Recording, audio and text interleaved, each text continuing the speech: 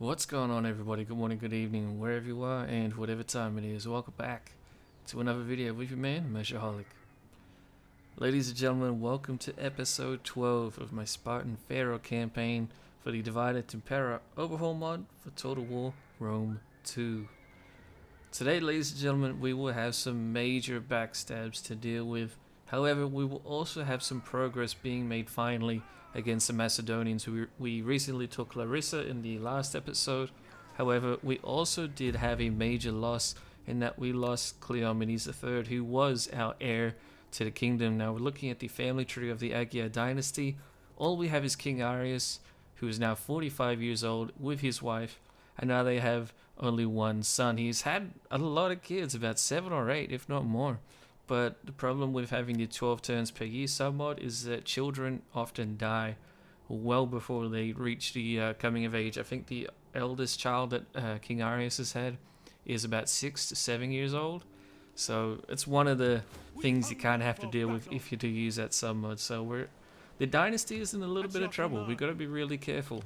But in the meantime, though, completely not being careful, we'll be sending King Arius along with another general who's recently recruited an Anatolian army on an offensive against the Macedonians. It has now been a few months since our massive loss at Larissa, but in the meantime we have been recruiting more troops at Anatolia, so now that that army is ready, they will be marching up to do a bit of a double whammy against the Macedonian stronghold of Pulpadeva. If we can take that settlement, that is basically their massive fortress in the east that stops our troops from marching west into Greece. So we take Pulpadeva, King Arius can then head on down and assault Pella, especially with the support of our Greek army that's waiting at Larissa. But in the meantime, he will be assaulting Pulpadeva directly. There won't be a long siege.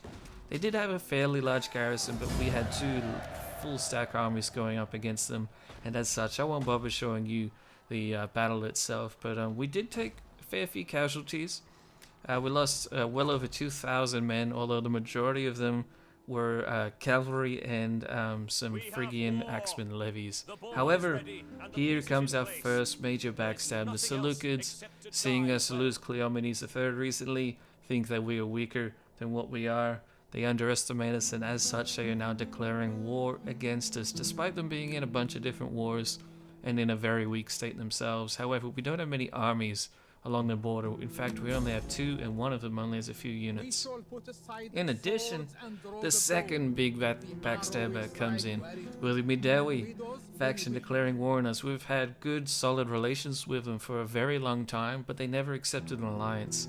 And I guess this is why, after getting kicked out of Arabia, they are now back in Africa and they have nowhere else to go but into Egypt. And as such, they will immediately be invading our current homeland, or our new homeland I should say, and they will immediately be assaulting the city of Diospolis, and we don't really have a garrison to even contemplate holding off the invasion, and as such we will just auto-resolve that battle away, and we will give them the town kind of for free. I could have fought the battle. I know there's no way I could have won, but I could have ground down their numbers a bit more, but to be honest it would have been very grindy, and it just wasn't a battle I was willing to do.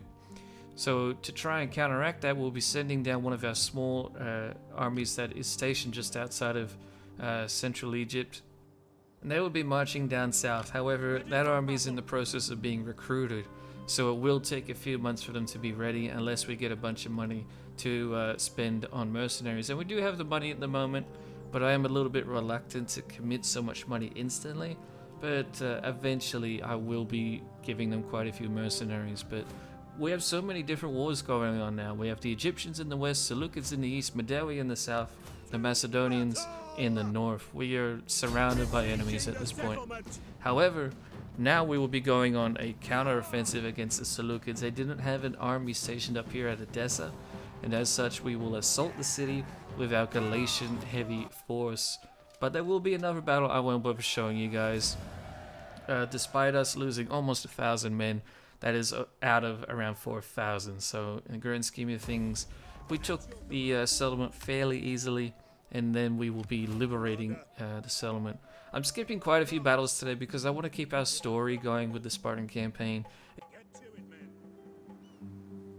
it is getting towards the end of the campaign now, and I do want to try to wrap things up relatively soon. But this will be a battle we'll have to fight.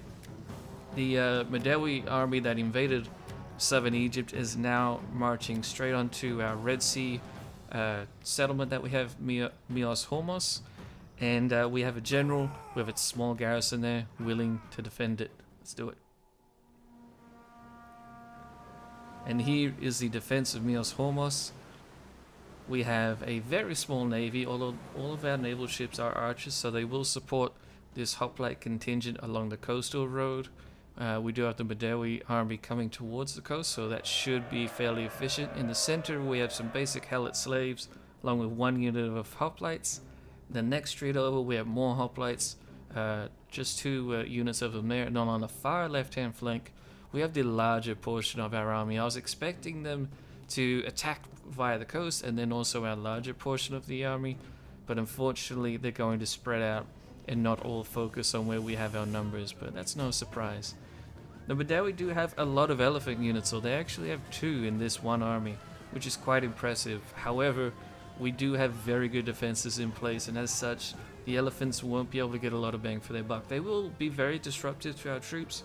They will get quite a few kills, especially in the second unit over here on our far left, but we are counteracting them with archers, and like I said, we have some defenses, some stakes and other defensive emplacements that we've been using against them, so they won't be as effective as they could have been. But moving forward in the war against the Medewi, we will have to be careful.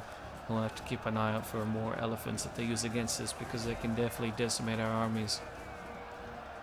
In the meantime, along the coast, the elephants were defeated very swiftly.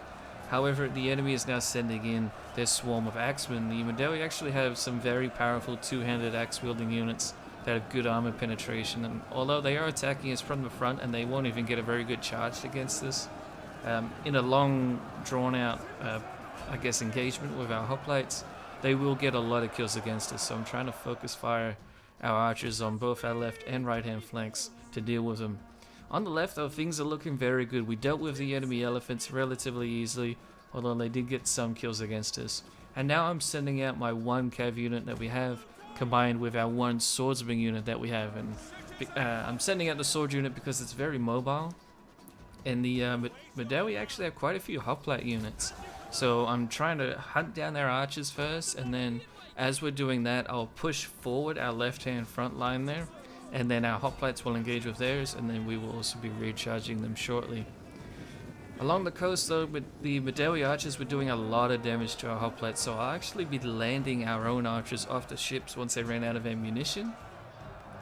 And we will be charging into melee with the archers. We might even lose this engagement.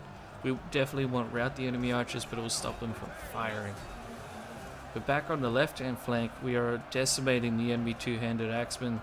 Like I said, they didn't get a very good charge against us, and we are now getting some very good shots with our arrows into the side of them.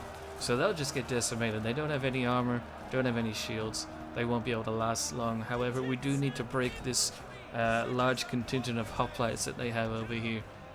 Our hoplites are generally better, except we're only using militia hoplites because this is primarily a town garrison. But I did manage to hire a general, so I'll be pushing him to the front of the battlefield, and while I'm doing that, we'll also outflank with our hoplites and swordsmen and cavalry. Basically, that left-hand flank will be crushed very soon. It's just a matter of time.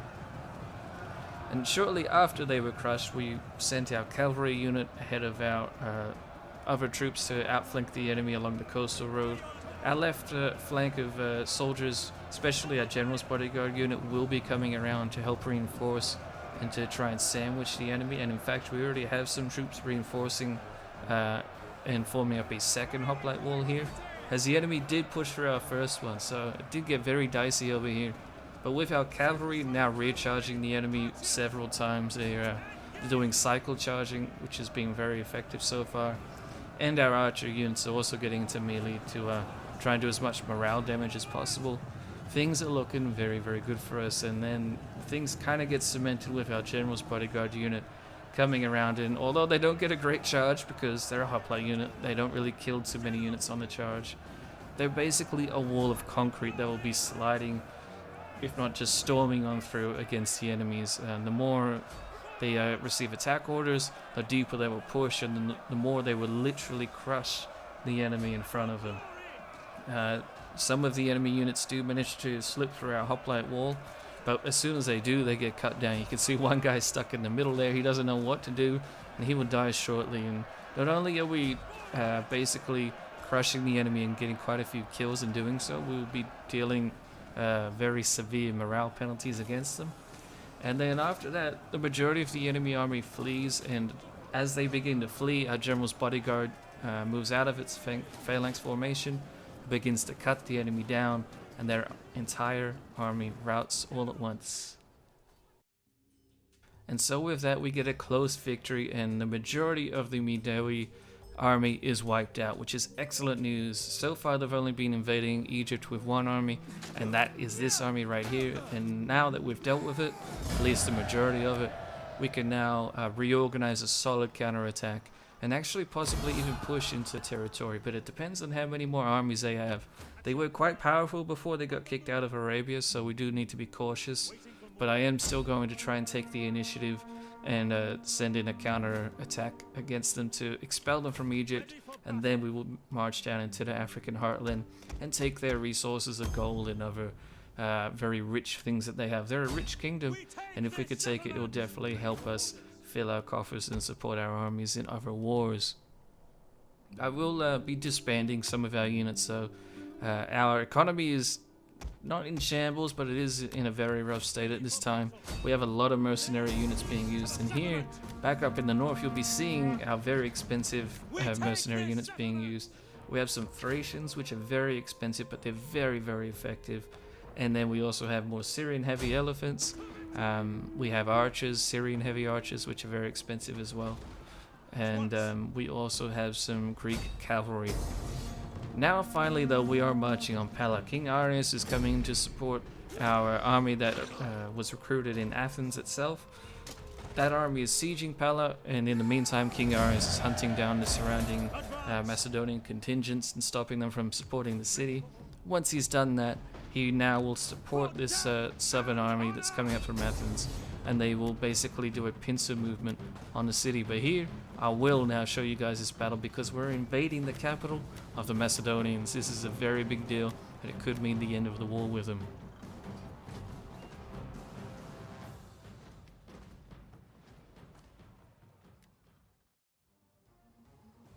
And it was beginning very brutally. Our siege equipment is doing very well, despite us only having one ballista. It's definitely a nice change from our Attila campaign we were doing, where the catapults we used there were just basically just there for show. But the ballista here are going to be very effective, although they don't have a lot of ammunition, and as such we will only take out some of their defenses. But I'm not in a big rush. We have 60 minutes to take the victory point. The enemy garrison, while it is fairly large, is far outnumbered by our own troops. And here is a very lucky, I guess, aspect of the battle for us.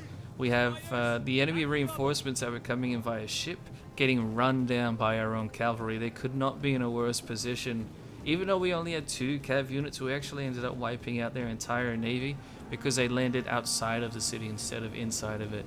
And we had some nice shock cavalry that would be devastating on the charge here, with some Thessalian cav.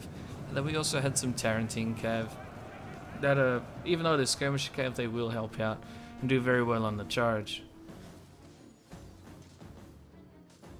In the meantime, our Syrian heavy archers are giving some fire support to our Thracians as they move up over the walls now. I'm sending in the Thracians first because they are very good at being aggressive, and they will be very good at killing heavily armored units such as hoplites. It is a little bit risky though, because Thracians don't have good melee defense, at least most of the time. So the main way you generally want to use them is by getting them to charge into the rear of the enemy. Here they're obviously not going to get a charge bonus at all, but regardless of them not getting the charge, they will still do very well in the combat. They will cut down these hoplites. They do just need a little bit of extra time compared to what they usually might if they were recharging them. But the hoplites are out of formation up there, so they won't really get any defensive bonuses against my Thracians. We then move our Syrian heavy archers up to the cliffs to bombard the enemy garrison down below. Due to the line of sight mechanics in DEI, we can't really see all of the garrison, but we can see enough to where we can still bombard them. And even if we can't see them, if our arrows are still falling into the correct area, we will still get those kills. So I could even give them a concentrate fire order, and they would still get kills. So they're going to be very helpful up there on the cliffs. In the meantime, our Thracians are cutting through the enemy, and we are now moving forward the second wave of our troops, which will be our Spartan thorax swordsmen. We have a lot of them in both of these armies combined, and they will prove to be very helpful in the upcoming push in the second wave that we have coming. We also have a mixture of Periloikoi swordsmen coming in along with some other axemen units. But the main highlight here is our Thracians that we're sending in the first wave. Even here now we're sending them through the enemy's main gate after we burned it down. They will suffer a lot of casualties, and our Thracian units will all end up actually dying completely. But it will be worth it. Almost all of them got over 200 kills, and one of them even got over 440 kills, which is very, very impressive. So the Thracians are the main highlight here, but then once they get in and secure a small beachhead into the city, we send in our thorax swordsmen, which are very elite, very highly trained, and very professional in what they do. And the enemy garrison, while they are numerous, they aren't professional really all that much at all. Their cavalry is quite good, but they're basically being nullified here. And then even more so when we push in, King Ares himself is actually getting involved on the Battle of the Front Lines, which is funny because I just said I need to be careful with him. If he dies, then our entire dynasty is kind of done. But King Ares is definitely a Spartan king, and he's still going to lead from the front line. Although he is 45 years old, so it probably is time to retire him back to Alexandria, probably within the next video or two, but hopefully that will still be a while away before we have to make him retire. But as he pushes through, he manages to kill a lot of the cavalry, and while he's doing that, I managed to pull through some of our thorax swordsman units, and they will outflank the enemy and get some nice flanking charges into them. And even though it's swordsmen charging into cav, which isn't ideal, they're so professional and they're very good at what they do, they will still kill plenty of the cavalry regardless, and they will deal with the enemy's light troops such as their archers without much issue. And you can see in the background, we're now pushing off the wall, we're taking control of the main gate, and we're now pushing off the wall completely, and we'll now be flanking in from the top side of the battle. So things are generally looking really good. We just need to defeat this last group of troops here at the main gate. If we can get them all routing at once, it might cause a chain rout to make the entire garrison rout. So I continue pulling my thorax swordsmen around the enemy. We're getting one final brutal charge against the enemy hoplites, and they just can't take it. They're out of formation, they're not well trained, they're not well prepared. And as such, the enemy garrison ends up routing en masse. Ladies and gentlemen, we have Pella. Basically, the Macedonian War is now over.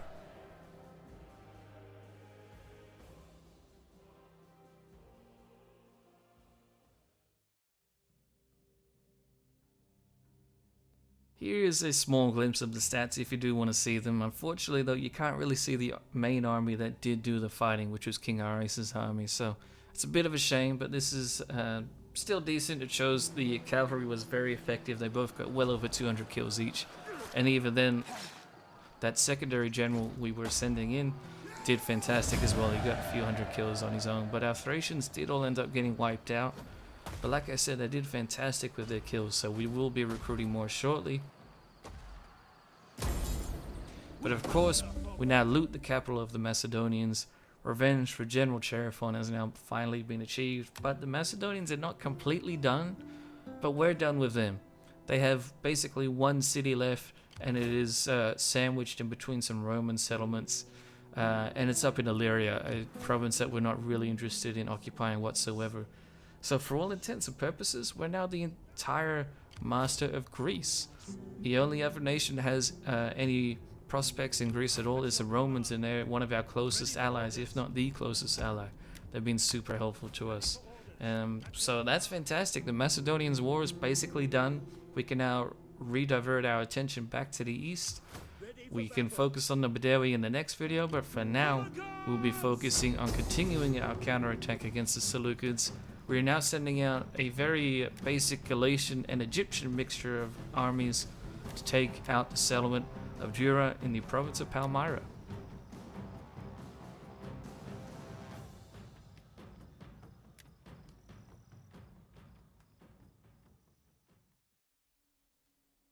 Here we are with a very, very beautiful battle. This is probably one of the most beautiful battles I've fought in. Our units look fantastic, and the sun is just absolutely phenomenal right here. It's pretty awesome, and even though the auto resolve showed that the battle was fairly in our favor, it was still definitely going to be a pretty difficult battle because the enemy had a large generic garrison, which is basically the same quality as our own units, but then they also had a small army reinforcing that was very, very elite. They have some excellent silver shield swordsmen and some other units that are going to be very concerning, which is basically a lot of very good cavalry. So this is going to be a very hard battle for sure, but if we can win it, then it means that we'll be dealing the Seleucids a massive blow and pushing them further away from our territory. While we're forming up our armies, we do see the enemy reinforcements coming in towards the town, but I don't see the main garrison from the town yet, so we will just march up slowly. There isn't really all that much of a rush, and we will form up our battle line before we even begin moving forward. But we do begin moving forward, and again, this is easily one of the most pretty battles that I've fought in Total War Rome 2 in general, so I tried to really take my time marching forward here. You'll notice none of my units are running. I only get them running when they're charging into the enemy pretty much, or if they're really in a rush to get somewhere, like taking a hill before the enemy does. But we have some fantastic looking units here as well. We have Egyptian bowmen in the front, followed by Egyptian spearmen levies, then some Galatian units in the third line, and then on the left and right hand flank we have a combination of Greek cavalry and spearmen with some other auxiliaries. Now here I wanted to show you guys what the game looks like with my reshade off.